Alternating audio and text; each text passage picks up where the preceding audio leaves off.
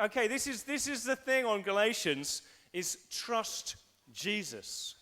Trust Jesus. Can you just say to me what Galatians is all about? What it's all about? Trust Jesus. And so as we've been looking at Galatians for a few weeks now, I hope if we've done even a remotely decent job, you'll be asking yourself, am I trusting Jesus? I wonder if you've been asking yourself, am I trusting Jesus more now than I was a month ago? Is there more trust that I'm placing in this one, in his teaching, in what he is and what he's done, than I was last year? I wonder if some of you are here and you've not actually got to the point where you really wanted to trust Jesus, but now you're saying, do you know what? I actually do want to trust Jesus. I'm convinced of that. And that's what we call baptism. And I think we've got double figures of people who are saying, yes, they want to do that. But after baptism, the question is, do you trust Jesus? Are you growing in your trust of Jesus? You might have been doing this thing as long as Michael Carpenter, or you might have never started doing this thing until today. But the question is, are you trusting Jesus more now than you were last week? I wonder if you are. I'm going to try and convince you that it's well worth doing that. It's well worth doing that. So what we see is that Galatians is written to a group of Christians who have actually stopped trusting Jesus as much as they used to. They've reduced their trust in Jesus. And that's very clearly evidenced in their behavior. What they do shows the reduction in trust in Jesus that they actually have in their hearts.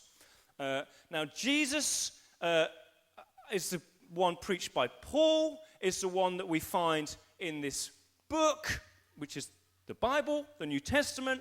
And Jesus is always presented as being the most joyful, the most wise, the most satisfying, the most secure person to listen to and to follow and to trust that you'll ever find in any context. And so Paul, who preached Jesus, when he finds out that some people who used to say, yeah, I'm trusting Jesus, actually start reducing their trust in Jesus, he goes a bit crazy.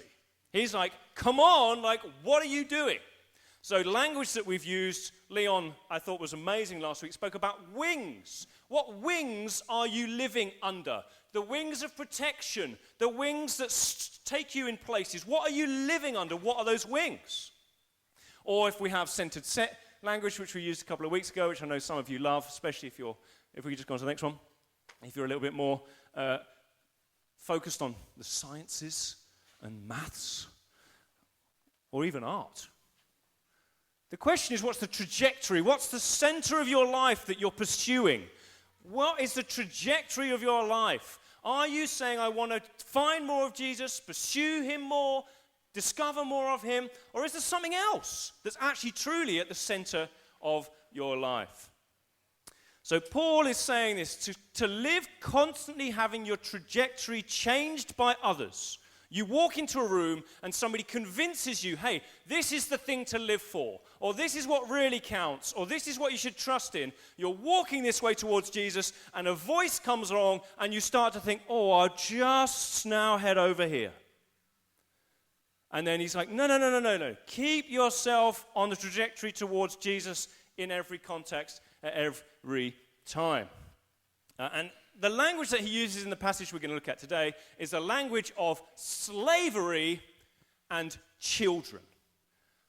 So what he says is this: if you discover how amazing Jesus is, the only reason that you would begin to stop a trajectory towards him is a slave mentality.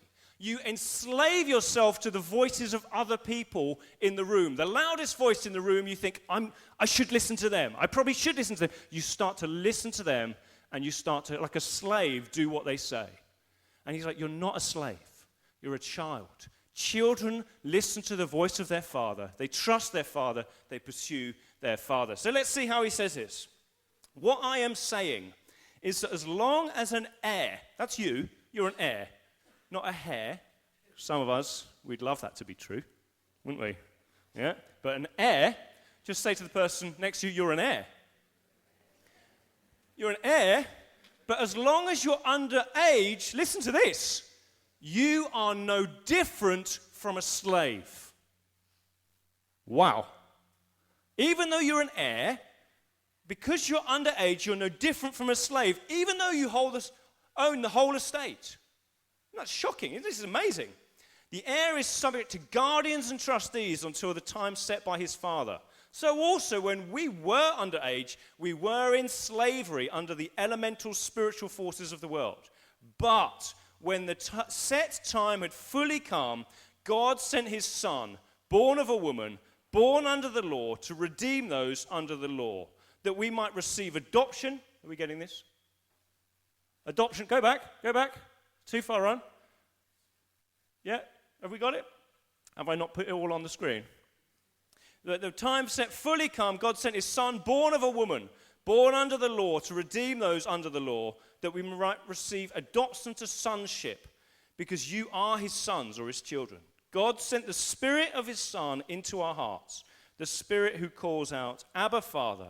You're no longer a slave, but God's child. And since you are his child, God has also made you an heir. That's Galatians chapter 4, verses 1 to 7. Okay, I want to tell you about the danger of a slave mentality. Paul doesn't rebuke behavior on its own. So what Paul does, he sees that Peter and Barnabas have stopped eating with the people from many nations. They now just eat on their own with those who are on the in crowd, the Jewish Judaizers. And what he says is what this reveals is the nature of your heart. What you do actually reveals the nature of your heart. And so what he says is that you can look at your behavior and it will show you what your heart is like. And Jesus said, out of the overflow of the heart, the mouth speaks, and a good tree bears good fruit, and a bad tree bears bad fruit. So this is a very, very biblical concept. If you want to know what your heart is truly like, look at what you do. That shows you what your heart is like. And what Paul is saying is that the Peter and Barnabas and many others have started to follow a new voice that's come in. The loudest voice in the room has swayed them to stop doing what Jesus did and to instead start doing what the loudest voices in the room told them to do. You got that? Making sense? Okay. So when we follow the loudest voice in the room, we are living like slaves. We have a slave mentality, is the language that Paul talks about it. Now listen to the way that he describes this. He says, you know, even with a slave mentality that the Galatians had, you know that God is real. You know that God is real. You know that you belong to God. You know in theory you own the whole estate. You know you're an heir.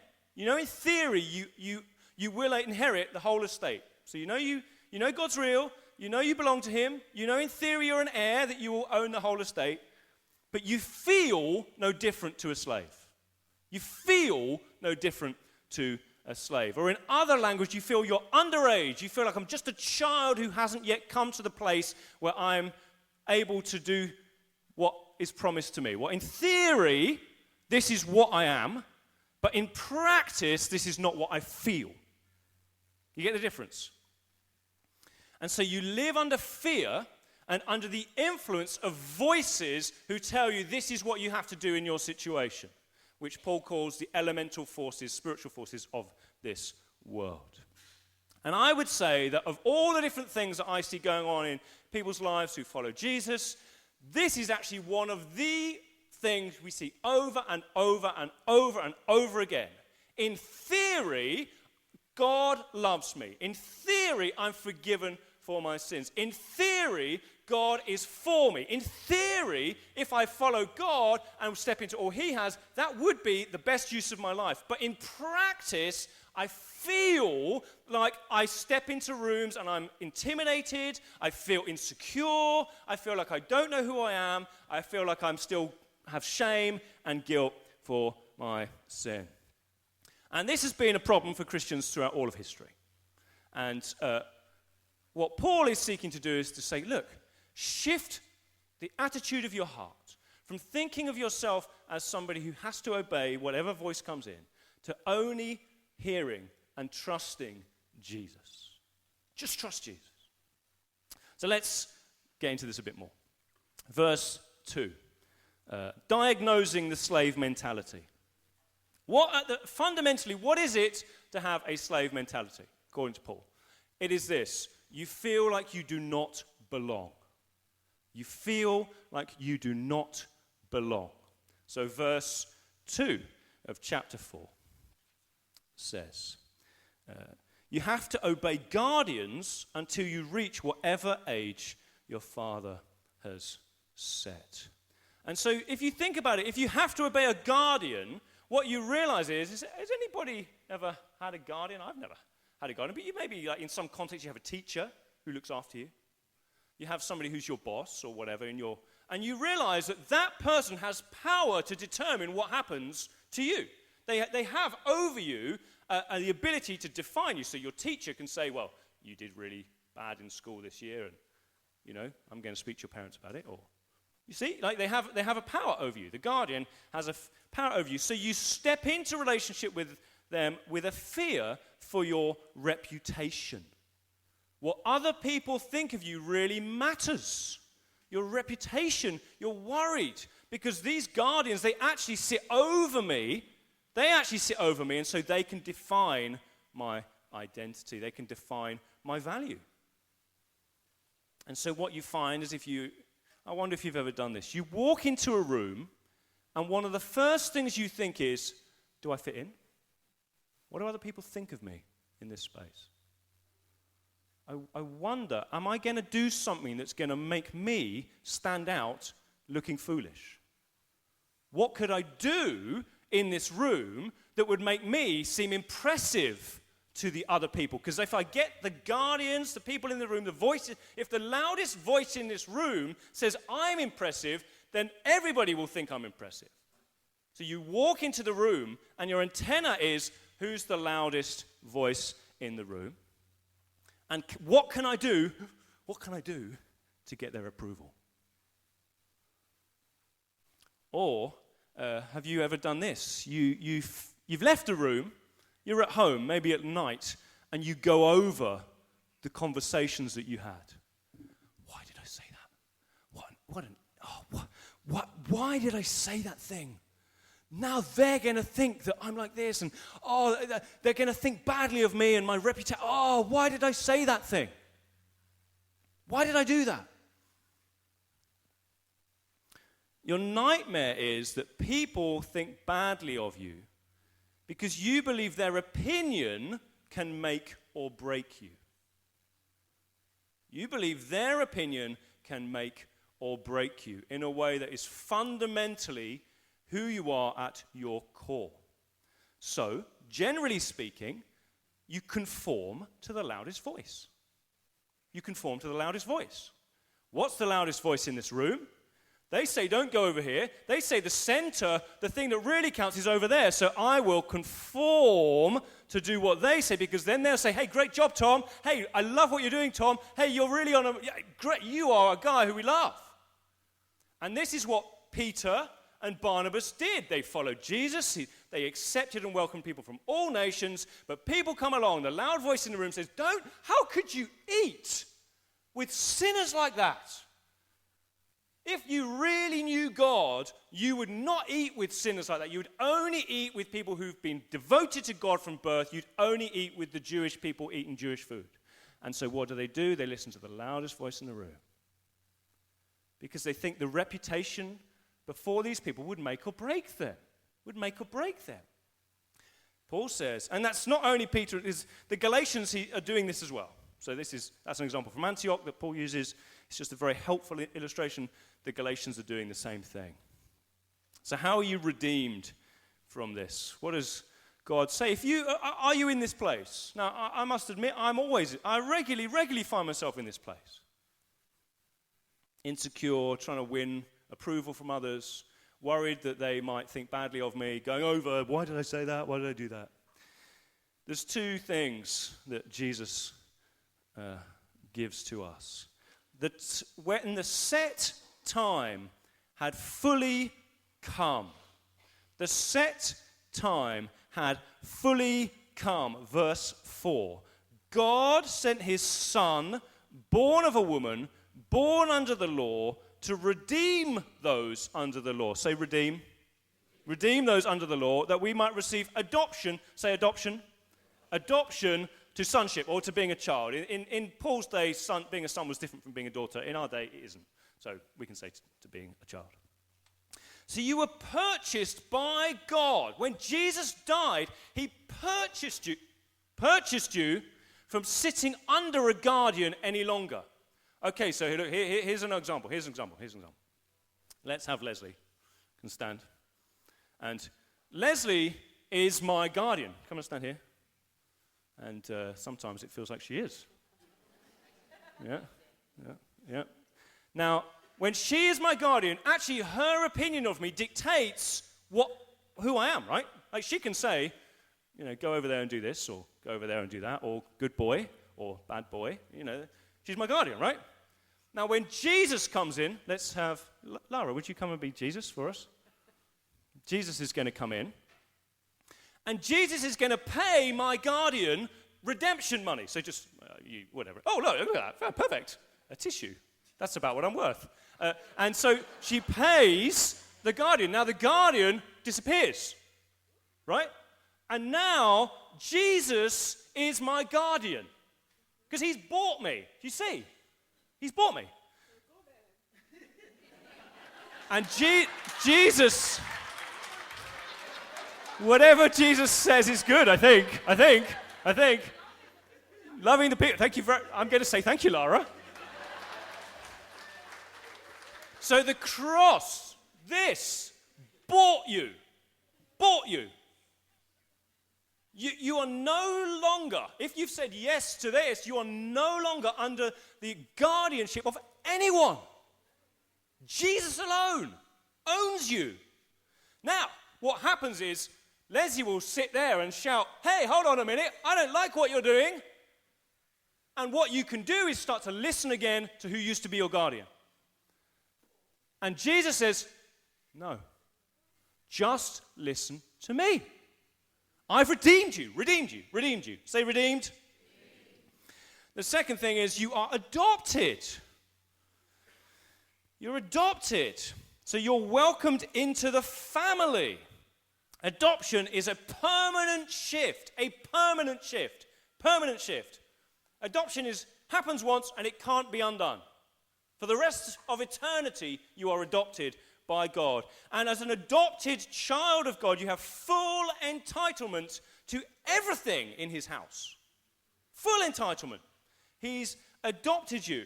So listen, I don't know about you, I used to be a civil servant, and we used to have performance-related pay.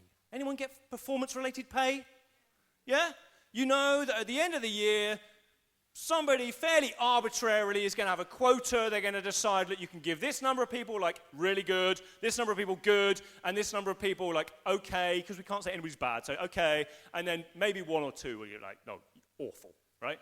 So you know at the end of the year, your pay is going to go up depending on how somebody's judged you, right? But in adoption, there's no performance-related pay. There is no performance-related pay. You have full entitlement to everything in the house right now, already. And you might be one of those who was rubbish. Do you understand? So you've been set free from fear. Think about this. You walk into a room and you think to yourself, I don't care what anybody thinks of me. Makes no difference. Makes no difference to me at the core. I'm adopted. I'm going to own this place. I'm going to co-rule over all the earth. I mean, it's nice if you like me, but I don't care. I don't care. I've been redeemed. Your opinion does not define me. I've been adopted. I'm eternally in the house of God, my Father. Your boss might call you in and say, listen, you've not been doing a very good job recently. I think we might need to let you go. I think maybe we need to make you redundant. And you think, oh man, I'm being made redundant. That's horrible. I wish I'd done a better job. I'd like to do a better job. But it makes no difference. I'm still a child of the King of all kings. I'm still going to inherit all things for all eternity. I still am the one who's eternally loved by the one who knows and has called me his own. Your family might tut at you. You did this thing. You've brought shame to our family. How could you do that? How could you act like that? I'm embarrassed even to say that you're one of my family. And that hurts. And you say, oh Lord, I'm hurting with this. But it makes no difference. Because even though they're my blood family, you are my true family. You are my true Father. You are the one who gave yourself for me. You loved me. You will be for me eternally. You've redeemed me from having to listen and be defined by the opinion of even my family. It hurts, but it makes no difference. Ultimately, to who I am and to what I know. So you're redeemed. Say redeemed. You're adopted. How are we doing for time? Slave mentality. So that's the child mentality and not slave mentality. Second aspect that he covers in this passage is fear over the future. Fear over the future. I wonder if you have this. This is what a slave mentality has. Because you think, I'm currently under a guardian. I haven't received my inheritance. I hope I will receive my inheritance, but it's possible that I won't because I haven't got it yet. You understand? You kind of look and think, between now and the day that I get my inheritance, something might happen that means I don't get it. So you have fear over the future. You understand? Fear over the future. Verse 3, Paul uses language, you feel underage. I'm underage. I'm not yet at the age where I can inherit what God wants to give me. You got it? Okay. Next one. There we go. Fear over your future. Maybe you have fears over your health. Maybe you feel like your health might mean you can't make it to the time when you inherit. I can't get there because my health is not good enough. And so you adopt rules. You listen to anything that anybody latest said. Here's the latest diet thing. Here's the way to look after yourself. Here's whatever. You act like you need to do these things to preserve yourself. You need to look after yourself so that you can get to the point where you will inherit. And you have fear over it. Fear. I'm fearful. Another way that shows is your prayers. Oh, God, please, please let me at some point in the future inherit what you have for me. Please, God, I'm begging you, God. I'm begging you that I can get to the point where you give me what I want to receive, my inheritance. Maybe it's about your finances. You feel like you must always chase that final piece of information. You just need to get that little bit more money. You need that bit more wisdom. You just need that job. If you just had that job, then you'd be okay. You wouldn't have fear about the future. If you just had that holiday, then you'd be able to put all your worries about money down and your fears of the future would be gone. You can sustain yourself. And part of this fear is that maybe there isn't truly an inheritance coming my way. So maybe what I should just do is enjoy what I can right now. That's your nightmare. Your nightmare is that you put in all this work and you never get the fruit of your labor. What's the solution to this fear of the future? The ministry of the Spirit swallows up all fear of the future. Next slide. You'll like this one. You'll like this one. Won't you, Liz? Hey? I knew you'd like that one. Very good. Because you are his sons, because Jesus has come, you have been made already a child. The age that you were under has now been reached because of Jesus. You're no longer underage. You have already received the Spirit of his Son into our hearts, the Spirit who calls out, Abba, Father. So you are no longer a slave, but God's child.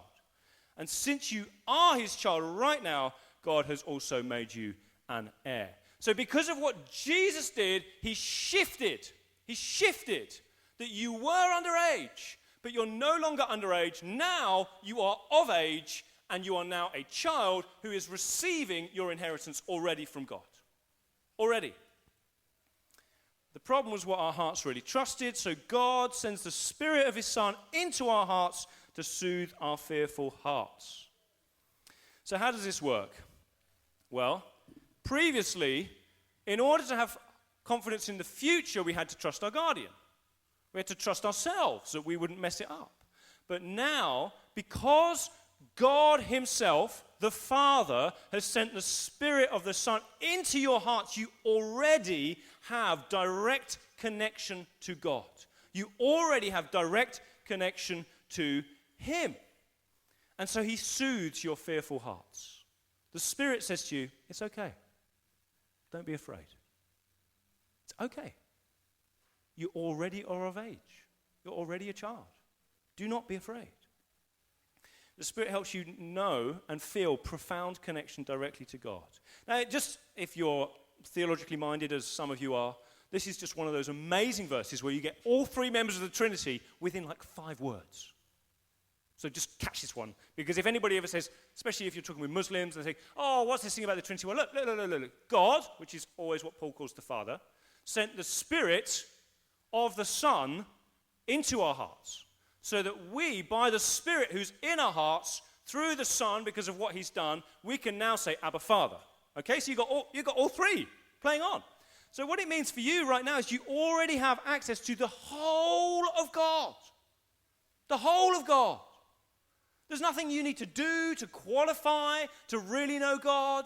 There's nothing that you need to, you don't have to kind of tick off a theology thing. You don't have to be a certain good for a certain amount of time. Right now, you have access to all of God, by the Spirit because of the Son.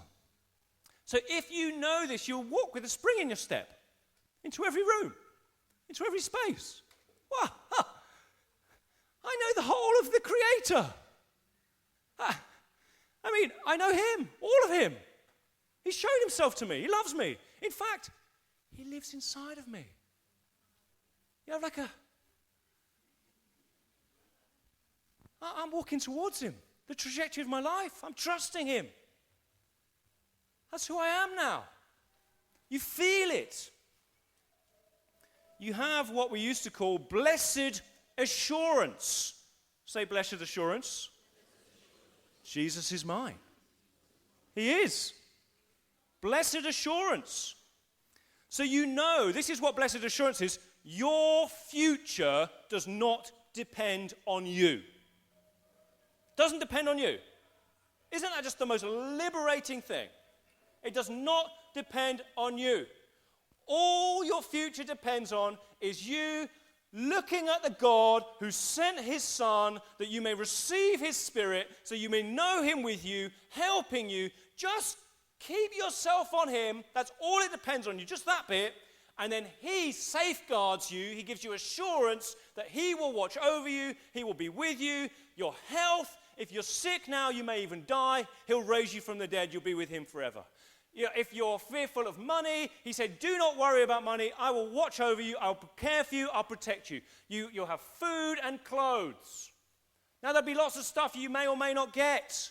But don't worry, because forever you'll have all the riches of all the kingdom for all eternity. So just for a short period of time, maybe right now you don't have everything. But don't worry, because it doesn't depend on you.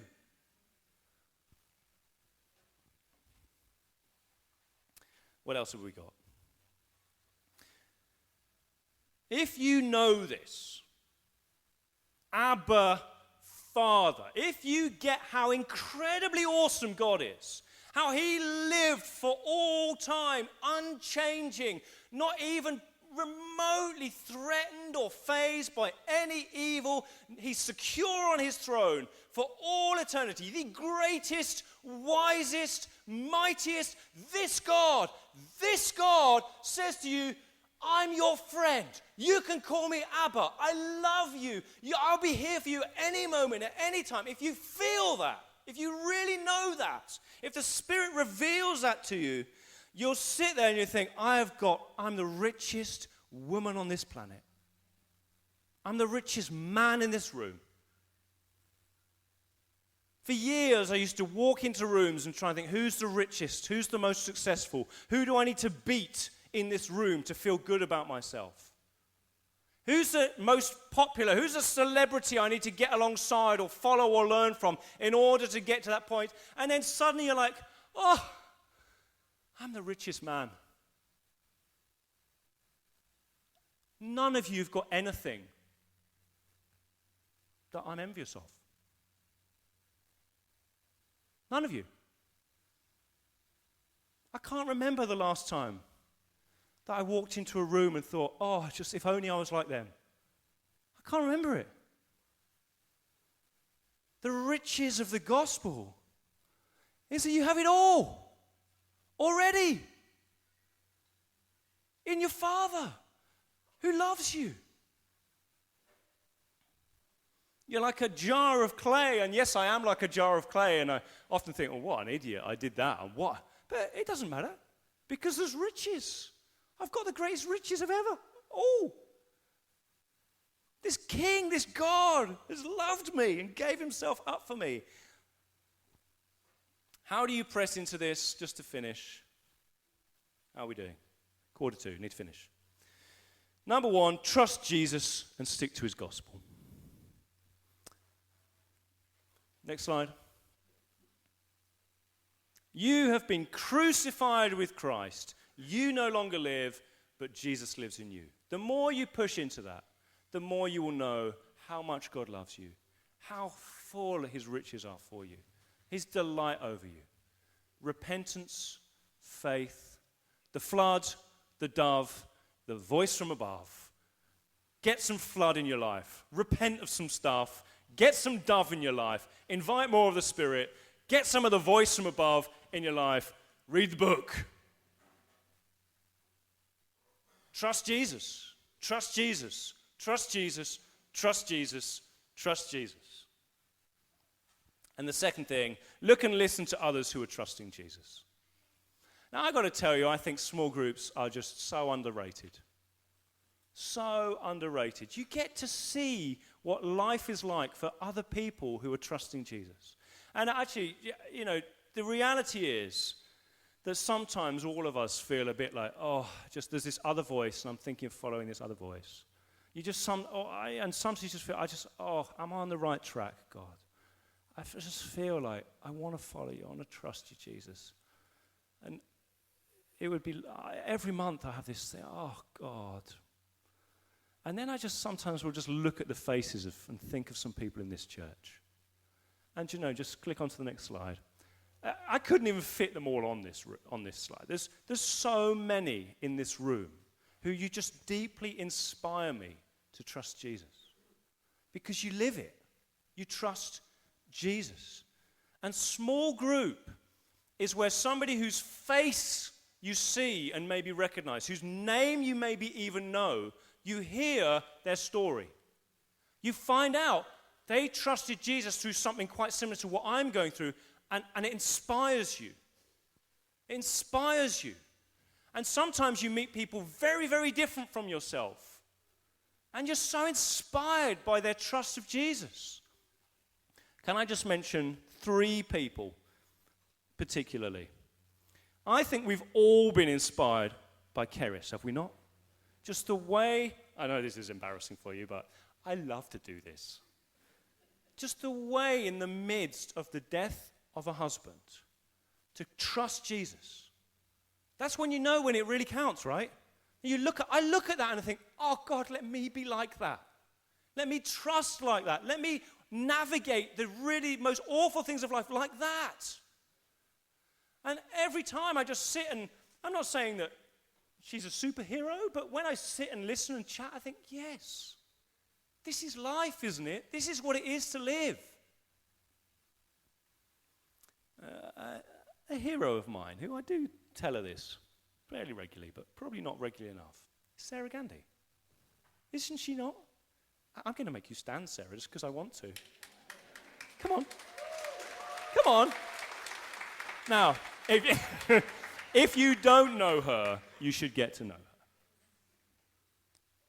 There's just something about the way that Sarah's eyes are fixed on Jesus that is like a refreshing drink on a warm day.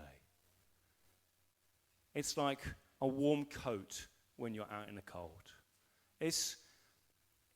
You can try and find words. You could talk about her kindness, her wisdom. You could talk about attentiveness. But the reality is, the thing that is underneath all of it is, she just decided a long time ago, I'm all in for Jesus. And yeah, there's bumps in this road.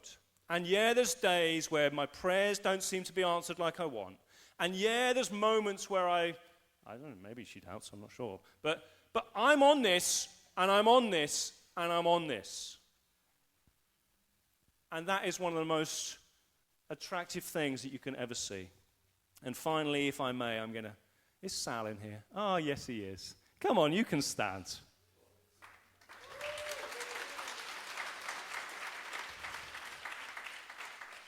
Something that I've loved more than anything. It's because the truth is that Keris and I and Sarah and I mean, we haven't got the same backgrounds, but to some extent, there's a similarity in our background and our context. To some extent. But what I love about this church and what I love about this man is that his life begun about as different from mine as it possibly could have done. In another country, speaking another language, in a house with less rooms than I probably had to keep my clothes in. And he's loved Jesus. And he still loves Jesus. And if you know Sal, and you should know Sal if you don't, you can hear it's not been easy, but he loves Jesus and he trusts Jesus. He trusts Jesus. He trusts Jesus. I could make hundreds of you stand. We'll run out of time. I'm going to hand over to Leslie because I'm finished.